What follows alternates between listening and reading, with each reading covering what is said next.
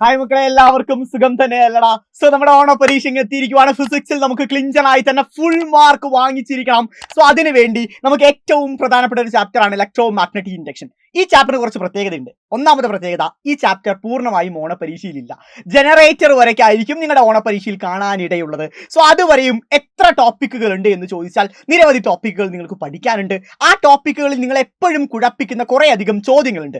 ആ ചോദ്യങ്ങളെല്ലാം ചുരുങ്ങിയ സമയത്തിനകത്ത് കംപ്ലീറ്റ്ലി നമ്മൾ സെറ്റാക്കി എടുക്കാൻ പോവാണ് മക്കളെ. ഈ ചാപ്റ്ററിൽ നിന്ന് ഈ ചോദ്യങ്ങൾക്കപ്പുറം നിങ്ങൾ ഒന്നും തന്നെ പഠിക്കേണ്ട ആവശ്യമില്ല. കംപ്ലീറ്റ് പ്രീവിയസ് ഇയർ ക്വസ്റ്റ്യൻസ് ഞാൻ ഇതിനകത്ത് അങ്ങ് വാരിക്കൂട്ടി വെച്ചിട്ടുണ്ട്. എല്ലാം എൻ്റെ മക്കൾക്ക് വേണ്ടിയാണ്. ഇത് വൃത്തിയായി പഠിക്കുക, ഇതിലുള്ള ഡയഗ്രാംസ് മനസ്സിലാക്കി പഠിക്കുക, ഇതിലുള്ള കൺസെപ്റ്റുകളും പ്രിൻസിപ്പിൾസും എല്ലാം നിങ്ങൾ പഠിക്കുക മക്കളെ. ഇതിനപ്പുറം ഒന്നും തന്നെ പരീക്ഷയിൽ ചോദിക്കില്ല. എൻ്റെ മക്കൾ എല്ലാവരും തയ്യാറല്ലേ? സോ ഇലക്ട്രോ മാഗ്നറ്റിക് ഇൻഡക്ഷൻ എന്ന് പറയുന്ന ഈ ചാപ്റ്ററിനകത്തുള്ള ഫുൾ കൺസെപ്റ്റുകൾ ഈ ഒരു കൊലകമ്പന നമ്മൾ ചങ്ങലപ്പൂട്ടിട്ട് മുറുക്കാൻ പോവാണ് മക്കളെ. എല്ലാവരും തയ്യാറാണെന്ന് വിചാരിക്കുന്നു. സോ ഓരോരോ ചോദ്യങ്ങളിലോട്ട് നമുക്ക് കിടക്കാം. Here comes your first question guys. What are the factors affecting induced EMF?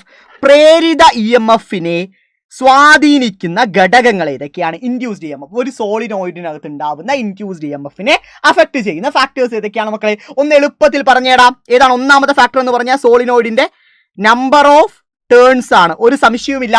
എണ്ണം കൂടുന്തോറും പ്രേരിത EMF അഥവാ ഇൻഡ്യൂസ്ഡ് EMF എന്ത് ചെയ്യും? കൂടും. സോ ഫസ്റ്റ് ഫാക്ടർ എന്ന് പറഞ്ഞാൽ നമ്പർ ഓഫ് ടേൺസ് ആണ്. സെക്കൻഡ് ഫാക്ടർ എന്താണ് മക്കളെ? മാഗ്നറ്റിന്റെ സ്ട്രെങ്ത് ആണ്. സോ സ്ട്രെങ്ത് ഓഫ് മാഗ്നറ്റ്, കാന്തിക ശക്തിയാണ് രണ്ടാമത്തെ ഫാക്ടർ എന്ന് പറയുന്നത്. മൂന്നാമത്തെ ഫാക്ടർ എന്താ മക്കളെ? സ്പീഡാണ്. എന്തിന്റെ സ്പീഡാണ്? Speed of motion of magnet or coil. ആ സോളിനോയിഡിന്റെ സ്പീഡ് അല്ലെങ്കിൽ മാഗ്നറ്റിന്റെ സ്പീഡ്. സോ രണ്ടും ആവാം. സോ ഈ മൂന്ന് ഫാക്ടേഴ്സ് എൻ്റെ മക്കൾ ഉറപ്പായും പഠിച്ചിരിക്കണം. പരീക്ഷയിൽ നിർബന്ധമായും കാണാൻ സാധ്യതയുള്ള ചോദ്യമാണ്. ഇതിന്റെ മലയാളം എവിടെയുണ്ട് മക്കളെ? ചുരുളുകളുടെ എണ്ണം, കാന്തത്തിന്റെ ശക്തി, വേഗത. വേഗത എന്ന് പറഞ്ഞാൽ സോളിനോയിഡിന്റെ വേഗത, അതുപോലെ തന്നെ കാന്തത്തിന്റെ വേഗത, രണ്ടും ആവാം. സോ ഇതൊരു 2 മാർക്കിന്റെ ചോദ്യമാണ് മക്കളെ. ഇത് നിങ്ങൾക്ക് അറിയണം, ഇത് നിങ്ങൾ പഠിക്കണം. സോ അടുത്ത ചോദ്യത്തിലോട്ട് കടക്കുവാണ്, ശ്രദ്ധിക്കുക. If the magnet and the coil moves in same direction with same speed, what is the induced EMF? അതായത് കാന്തവും സോളിനോയിഡും ഒരേ ദിശയിൽ ഒരേ വേഗതയിൽ ചലിപ്പിക്കുകയാണെങ്കിൽ ഇൻഡ്യൂസ്ഡ് EMF എത്രയാണ്, എന്താണ് എന്നതാണ് ചോദ്യം. എന്തായിരിക്കും മക്കളെ? സോ ഇതിനകത്ത് ഇതാണ് നമ്മുടെ കാന്തം എന്ന് വിചാരിക്കുക, ഇത് സോളിനോയിഡ്. രണ്ടും ഒരേ ഡയറക്ഷനിൽ ഒരേ സ്പീഡിൽ എങ്ങനെ ചലിപ്പിച്ചാലും ഇവിടെ കാന്തിക അല്ലെങ്കിൽ മാഗ്നറ്റിക് ഫീൽഡിൽ, കാന്തിക മണ്ഡലത്തിൽ മാറ്റമില്ല, കാന്തിക ഫ്ലക്സിൽ മാറ്റമില്ല. EMF ഇൻഡ്യൂസ് ചെയ്യോ? ചെയ്യില്ല. EMF ഇൻഡ്യൂസ് ചെയ്യില്ല. സോ എന്ത് പറയാം? 0 ആയിരിക്കും. എന്തെന്ന് പറയാ? EMF എന്ന് പറയാ. EMF will be equal to 0. അവിടെ ഒരു EMF ഉണ്ടാവില്ല. ഓറൽസ് നോ EMF എന്ന് എഴുതാം. അവിടെ EMF ഉണ്ടാവില്ല. ക്ലിയർ അല്ലേ? കാര്യം മനസ്സിലാവും. ഒരേ ദിശയിൽ ഒരേ വേഗതയിൽ ചലിപ്പിക്കുകയാണെങ്കിൽ അവിടെ EMF ഉണ്ടാവില്ല. അകത്ത് ചുമ്മാതിരിക്കുവാണെങ്കിലും അവിടെ EMF ഉണ്ടാവില്ല. ക്ലിയർ അല്ലേ? കാര്യം മനസ്സിലായില്ലേ? റൈറ്റ്, അടുത്തതിലോട്ട് കിടക്കാം. Frequency of AC generator for distribution in our country. നമ്മുടെ നാട്ടിൽ AC-യുടെ ഉണ്ടാക്കുന്ന അല്ലെ ജനറേറ്റ് ചെയ്യുന്ന AC-യുടെ ഫ്രീക്വൻസി എത്രയാണ് മക്കളെ? ഒന്ന് പറഞ്ഞാൽ എത്രയാണ്?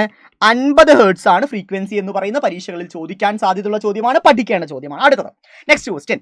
നമ്മുടെ കൺട്രിയിൽ ഉണ്ടാക്കുന്ന AC-യുടെ ഫ്രീക്വൻസി 50 ഹെർട്സ് ആണെന്ന് ചോദ്യത്തിൽ പറയുന്നുണ്ട്. How many times the direction of AC will change? എത്ര തവണ AC-യുടെ ഡയറക്ഷൻ മാറും? സോ മക്കളെ, ഒരു സൈക്കിൾ എന്ന് പറഞ്ഞു നോക്കണം. ഇതാണ് ഒരു സൈക്കിൾ. നമുക്ക് നാഗവല്ലിയെ കുറിച്ച് നമ്മൾ പഠിച്ചാണ്. സോ ഒരു സൈക്കിളിൽ 2 തവണ ഡയറക്ഷൻ മാറും, ഒരു പോസിറ്റീവും ഒരു നെഗറ്റീവും. സോ 50 സൈക്കിൾസ് ഉണ്ടാവും. 50 ഹെർട്സ് എന്ന് വെച്ചാൽ 50 സൈക്കിൾസ് ഉണ്ടാവും. സോ 50 സൈക്കിൾസിൽ എത്ര തവണ മാറും? ഒരു സൈക്കിളിൽ 2 തവണ മാറുമെങ്കിൽ 50 സൈക്കിളിൽ എത്ര തവണ മാറും? 100 തവണ. സോ എന്താണ് മക്കളെ ആൻസർ? 100 ടൈംസ് ഇവിടെ ഡയറക്ഷൻ മാറും. 100 ടൈംസ് ഇവിടെ AC-യുടെ ഡയറക്ഷൻ മാറും. കാരണം എത്രയാ ഫ്രീക്വൻസി? 50 ഹെർട്സ് ആണ് ഫ്രീക്വൻസി വരുന്ന പരീക്ഷകളിൽ ചോദിക്കാൻ സാധ്യതയുള്ള അടുത്ത ഓണ പരീക്ഷയുടെ ചോദ്യമാണ് നമ്മൾ ഇപ്പോൾ ഡിസ്കസ് ചെയ്തത്. So here comes your next question guys. ഇനി അങ്ങോട്ട് ജനറേറ്റർ ഓറിയന്റഡ് ആയ ചോദ്യം മാത്രമേ നിങ്ങൾ പഠിച്ചാൽ മതി. അത് മാത്രമേ പരീക്ഷകളിൽ ചോദിക്കാറുള്ളൂ. അത് ശ്രദ്ധിച്ച് തന്നെ പഠിക്കണം. Right, which type of generator is this? ഇത് ഏത് ജനറേറ്റർ ആണ് മക്കളെ? ഒന്ന് പറഞ്ഞുതരാം. ഇത് ഏത് ജനറേറ്റർ ആണ്? ഇവിടെ നിങ്ങൾക്ക് കാണാൻ പറ്റുന്നത് എന്താണ്? സ്ലിപ്പ് റിങ്ങുകളാണ്. സ്ലിപ്പ് റിങ്ങുകളാണെങ്കിൽ ഒരു സംശയവും വേണ്ട, അത് AC ജനറേറ്റർ 2022 മാർച്ചിൽ ചോദിച്ചാണ്. നിങ്ങളുടെ സീനിയേഴ്സിന്റെ പബ്ലിക് എക്സാമിന് ചോദിച്ച ചോദ്യമാണ്. AC ജനറേറ്റർ ആണ്. അടുത്തത്, name the parts labelled A and B, draw the output graph of the device.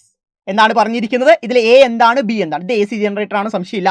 A എന്ന് പറഞ്ഞാൽ ബ്രഷ് ആണ്, B എന്ന് പറഞ്ഞാൽ സ്ലിപ്പ് റിംഗ് ആണ്. ഔട്ട്പുട്ട് എന്താണ്? AC ആകുമ്പോൾ ഔട്ട്പുട്ട് നാഗവല്ലി ആലോചിക്കുക. ഒരു പോസിറ്റീവ് ഒരു നെഗറ്റീവ്, അടുത്ത പോസിറ്റീവ്. റൈറ്റ്, സോ ഇതാണ് ഇതിന്റെ ഔട്ട്പുട്ട് ഗ്രാഫ് എന്ന് പറയുന്നത്. റൈറ്റ്, അടുത്തതിലോട്ട് കിടക്കാം. Device used to convert AC into DC in a generator is called dash. ഇതവിടെ നിൽക്കട്ടെ, ഇതിനുള്ള ഉത്തരം നമുക്ക് നോക്കാം, അവസാനം ഞാൻ പറയാം. സിനെ DC ആക്കി മാറ്റാൻ ഒരു ജനറേറ്ററിൽ ഉപയോഗിക്കുന്ന ഡിവൈസ് ഏതാണെന്നാണ് ചോദ്യം. സോ അതിനുള്ള ഉത്തരം അവിടെ നിൽക്കട്ടെ, നമുക്ക് അവസാനം നോക്കാം. റൈറ്റ്. സോ അടുത്ത ചോദ്യത്തിലോട്ട് കിടക്കുവാണ്. അതിനൊരു കുറച്ച് പ്രത്യേകത ഉണ്ട്, പറഞ്ഞുതരാം. സോ അടുത്തതിലോട്ട് കിടക്കുകയാണ്. ശ്രദ്ധിക്കണം, 3 ഗ്രാഫ് തന്നിട്ടുണ്ട്. ഇതിൽ ഏതാണ് DC ജനറേറ്ററിന്റെ ഔട്ട്പുട്ട് ഗ്രാഫ്? 2022 മോഡൽ എക്സാമിന് ചോദിച്ചാൽ DCയുടെ ഔട്ട്പുട്ട് ഗ്രാഫ് ഏതാണ്? B ആണ് DCയുടെ ഔട്ട്പുട്ട് ഗ്രാഫ്. ആദ്യത്തെ ബാറ്ററിയാണ്, മൂന്നാമത്തെ ഏതാണ്? ACയുടെയാണ്. ക്ലിയർ അല്ലേ? സോ നമ്മുടെ ഈ പറയുന്ന B ആണ് DCയുടെ ഔട്ട്പുട്ട് ഗ്രാഫ് എന്ന് പറയുന്ന പരീക്ഷകളിൽ ചോദിച്ചാണ് കേട്ടോ മക്കളെ. അടുത്തതിലോട്ട് കിടക്കാം. Next one, which type of generator is is? നോക്കടാ, ഇവിടെ ഒരു റിങ്ങിനെ 2ആക്കി മുറിച്ച കേസ് അല്ലേ? സോ ഏതാണത്? സ്പ്ലിറ്റ് റിംഗ് ആണ്. ഏതാണ്? സ്പ്ലിറ്റ് റിംഗ് ആണ് ഇവിടെ തന്നിരിക്കുന്നത്. സോ ഏത് ജനറേറ്റർ ആണ്? DC ജനറേറ്റർ ആണ്. A എന്ന് പറഞ്ഞാൽ സ്പ്ലിറ്റ് റിംഗ്, B എന്ന് പറഞ്ഞാൽ എന്താണ്? ആർമേച്ചർ ആണ്. B എന്ന് പറഞ്ഞാൽ ആർമേച്ചർ ആണ്. എല്ലാവർക്കും അറിയാലോ മക്കളെ. അടുത്തതിലോട്ട് കിടക്കാം. Name the parts A and B നമ്മൾ പഠിച്ചു. What are the changes has to make to convert this device into AC generator? ഇതിനും അവിടെ നിൽക്കട്ടെ. DCനെ AC ആക്കി മാറ്റാൻ എന്ത് മാറ്റമാണ് വരുത്തേണ്ടത് എന്നാണ് ചോദ്യം. അത് അവിടെ നിൽക്കട്ടെ. സോ 2 ചോദ്യങ്ങൾ നമ്മൾ ഹോൾഡിൽ വെച്ചിട്ടുണ്ട്. ഏറ്റവും അവസാനം ക്ലാരിഫൈ ചെയ്യാം എന്ന് പറഞ്ഞ് തന്നെയാണ് വെച്ചിരിക്കുന്നത്. അവിടെ നിൽക്കട്ടെ. അടുത്തത് next one, what are the output of this device? ഇത് സ്ലിപ്പ് റിംഗ്സ് ഉള്ള AC ജനറേറ്റർ ആണ്. ഈ AC ജനറേറ്ററിന്റെ ഔട്ട്പുട്ട് എന്തായിരിക്കും മക്കളെ? 2021 മോഡൽ എക്സാമിന് ചോദിച്ച ചോദ്യമാണ്. സോ AC ജനറേറ്ററിന്റെ ഔട്ട്പുട്ട് എന്താണ് നമുക്ക് അറിയാൻ പറ്റും. AC ആണോ? Yes, here is the output graph of the AC generator. X ആക്സിസിലുള്ള ടൈം ആണ്, Y ആക്സിസിലുള്ളത് EMF ആണ്. കാര്യം മനസ്സിലായില്ലേ? വ്യക്തമായി മനസ്സിലായില്ലേ? സംശയമില്ലാലോ. What are the working principle of the generator? ഒരു ജനറേറ്ററിന്റെ പ്രവർത്തന തത്വം എന്താണ്? അത് ഇലക്ട്രോ മാഗ്നറ്റിക് ഇൻഡക്ഷൻ അഥവാ EMI ആണ്. ഇലക്ട്രോ മാഗ്നറ്റിക് ഇൻഡക്ഷൻ, വൈദ്യുത കാന്തിക പ്രേരണമാണ് ഈ ഒരു ജനറേറ്ററിന്റെ വർക്കിംഗ് പ്രിൻസിപ്പിൾ എന്ന് പറയുന്നത്. AC ആണെങ്കിലും DC ആണെങ്കിലും ഇത് തന്നെയാണ് കേട്ടോ മക്കളെ. അടുത്തതിലോട്ട് കിടക്കാം. Choose the correct statement associated with electro magnetic induction. വൈദ്യുത കാന്തിക പ്രേരണവുമായി ബന്ധപ്പെട്ട താഴെ തന്നിരിക്കുന്നത് ശരിയായ സ്റ്റേറ്റ്മെന്റ് ഏതാണെന്ന് തിരഞ്ഞെടുക്കുക. നോക്കടാ, ചുരുളുകളുടെ എണ്ണം കൂടുമ്പോൾ പ്രേരിത EMF കുറയുന്നു. പ്രേരിത EMF കുറയുന്നു എന്ന് പറഞ്ഞാൽ എന്താണ്? അത് തെറ്റ് തന്നെയാണ്, സംശയമില്ല. അതെന്താണ്? അത് തെറ്റാണ്. കാരണം പ്രേരിത EMF എന്താണ് ചെയ്യുക? കൂടുകയാണ് ചെയ്യുക. അടുത്തത്, കാന്തിക ശക്തി കൂടുമ്പോൾ പ്രേരിത EMF കൂടുന്നു. ശരിയാണ്. സോളിനോയിഡോ കാന്തമോ വേഗത്തിൽ ചലിപ്പിക്കുമ്പോൾ പ്രേരിത EMF കൂടുന്നു. ശരിയാണ്. സോ ആദ്യത്തെ സ്റ്റേറ്റ്മെന്റ് തെറ്റ്, ബാക്കി 2 എന്താണ് മക്കളെ? ശരിയാണ്. നമ്മൾ ആദ്യത്തെ ചോദ്യത്തിൽ ഇത് ഡിസ്കസ് ചെയ്തതുമാണ്. ക്ലിയർ അല്ലേ? അടുത്തതിലോട്ട് കിടക്കാം.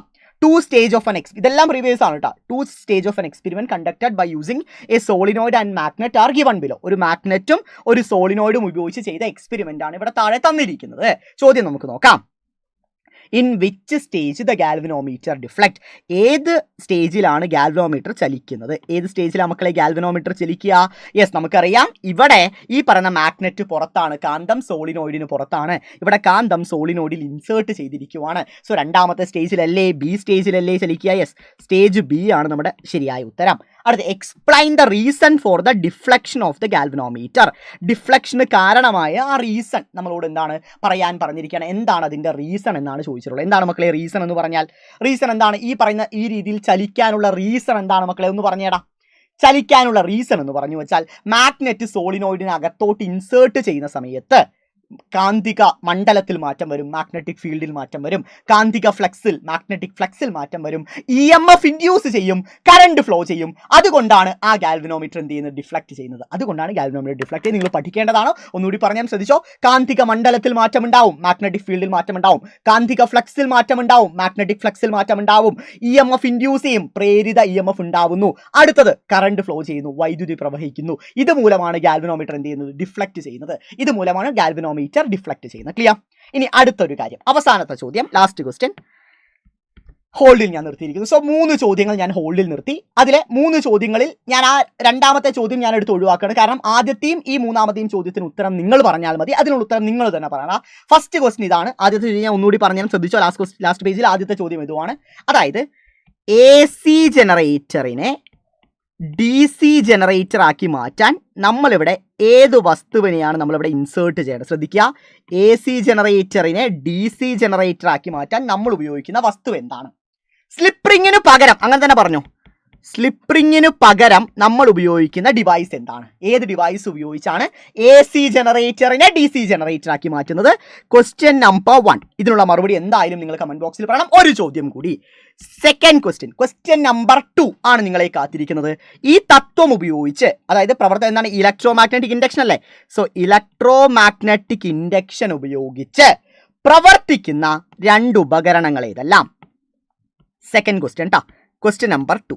ഈ 2 ചോദ്യങ്ങളുടെ മറുപടി നിങ്ങൾ എന്തായാലും കമന്റ് ബോക്സിൽ വേണം മക്കളെ. എല്ലാവരും കമന്റ് ചെയ്യണം. അതുപോലെ തന്നെ ഈ വീഡിയോനെ കുറിച്ചുള്ള ഫീഡ്ബാക്കുകളും നിങ്ങൾ എന്തായാലും കമന്റ് ചെയ്യണം. ഇതുപോലുള്ള കുറേ വീഡിയോസ് എൻ്റെ മക്കൾക്ക് വേണ്ടി കാത്തിരിപ്പുണ്ട്. സോ ഈ വീഡിയോ നിങ്ങൾക്ക് യൂസ്ഫുൾ ആയി എന്ന് പ്രതീക്ഷിക്കുന്നു. സോ 2 ചോദ്യങ്ങൾക്ക് ഉത്തരം പറയണം. ഒന്നാമത്തെ AC-നെ DC ആക്കി മാറ്റാൻ എന്ത് മാറ്റമാണ് വരുത്തേണ്ടത്? അടുത്ത ഇലക്ട്രോ മാഗ്നറ്റിക് ഇൻഡക്ഷൻ, വൈദ്യുതകാന്തിക പ്രേരണം ഉപയോഗിച്ച് പ്രവർത്തിക്കുന്ന 2 ഉപകരണങ്ങൾക്ക് ഉദാഹരണം എഴുതുക എന്നാണ് ചോദ്യം. സോ മറുപടി ഞാൻ പ്രതീക്ഷിക്കുന്നു മക്കളെ. So take care all, love you all. So ഇതുപോലുള്ള വീഡിയോസ് ആയിട്ട് നമുക്ക് വീണ്ടും കണ്ടുമുട്ടാം. അതുവരെയ്ക്കും സീ യു സൂൺ.